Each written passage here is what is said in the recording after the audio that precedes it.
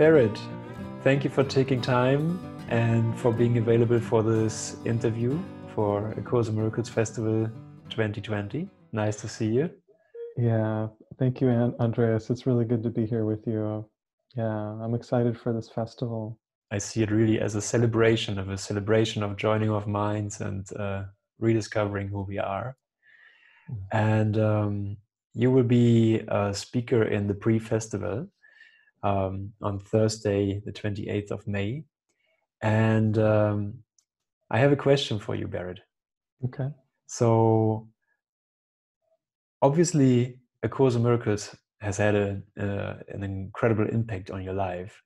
Can you share why A Course in Miracles is your path?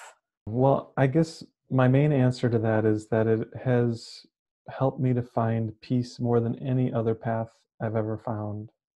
I've been on a spiritual path pretty much my whole adult life since I came into my early 20s, and I started to find things that were helpful. I started to find things that helped me release some fear, that helped me to let go of an old pattern that I was going through.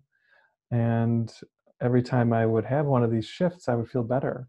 So I knew I was onto something. I knew that this was something I wanted to do, was to really release old issues, old patterns, old fears. At the same time, I would say that pretty much all of those paths, I could buy into some or even a lot of what they were saying, but they either felt incomplete or something about them didn't seem to quite click. And then I started to study A Course in Miracles, and I read Gary Renard's book, Disappearance of the Universe, and it was like all of the puzzle pieces were clicking together. All of these different things that I've been learning and kind of understanding parts of, or really getting and believing parts of them, all of a sudden I had one cohesive thought system that I could turn to with every problem in my life, with every challenging relationship, with every hard situation out in the world. I actually had a very specific practice I could turn to again and again. And that practice is, of course, forgiveness in A Course in Miracles, or what we could call choosing the miracle, right-mindedness. And this practice has been with me now since I really started to get into this in 2006. And I can honestly say I feel happier now than I ever have in my life. I have less tension, I have less unconscious fear. And so this is why I keep doing it. I know I still have, these ego thoughts. I still have challenges in my life that hook me in, and I jump right into the ego's arms, and I have challenges, but now I know how to deal with that. And so to me, I really have been dedicating my life to continuing to study the Course. And I feel very fortunate that I can also share it with others, and that I do have, in the outward level, I do have somewhat of a teaching role in the Course community too. Yeah, it brings me really great joy. But regardless of what happens in the world, I know that in the end, it's always for me, because as the Course teaches, we are all one. So when we really get that, we see that there's no one else out there. So no matter what it looks like is happening here, it's always about coming back to peace within my own mind. And as within, so without, right? As I find peace within, then the peaceful resolution to any problem just shows itself. And that is pretty miraculous in all meanings of the word. So Absolutely. And well, I just said, obviously it has had an enormous impact on your life. And I was referring to your activity in spreading the teaching. For example, you've written 2 or 3 books now? Is it? I'm just about to come out with my 3rd book, yeah. Okay, you're in the process of doing your 3rd. You helped organize big events, big ACIM events in the US, and you're very active, and you offered your help in the preparation for this festival. So thank you so much for being so active in that. And you also mentioned that regardless of what's going on in the world, of course, it's not about the outward doing. It's about the inner peace first, as you elaborated so beautifully. And that brings me to your topic of your talk in this online festival, which is love during times of madness. Can you explain a little bit what you want to convey to the participants, or what you want the participants to gain from that talk that you will be contributing?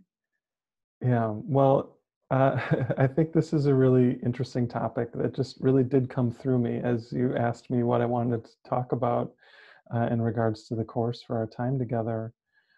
Because it was before any of the pandemic really took off, and has led to such a big shift in all of our lives. But it seems extra fitting, right? In some ways, there's a madness that's descending on all of us, and really, it's not the virus and our reaction to the virus. It's the fear that's being generated by our experience of this situation. And one of the points I'll be making in this talk is that all times are times of madness because this world is a mad world. And the things that happen here are crazy and they're insane. And from the ego's perspective, everything that happens here is trying to prove that death and separation are real. And the virus is just one way that can unfold, but there's all kinds of different stories that seem to prove that we're separate, that seem to prove that death is real. And so this time of madness is really our time of buying into the ego story. And the more that we really look at that from a place of love and kindness, the more that we can start to step out of it. We can still be appropriate in whatever's unfolding. We can still be kind and helpful in the situations of our lives. But another part of us knows that nothing's really happening. Another deeper part of us knows that this is all just an illusion and that we don't need to be personally invested in it. Sometimes when people hear that, they fear that, well, if I'm not invested in it, then why would I be kind? Why would I be caring?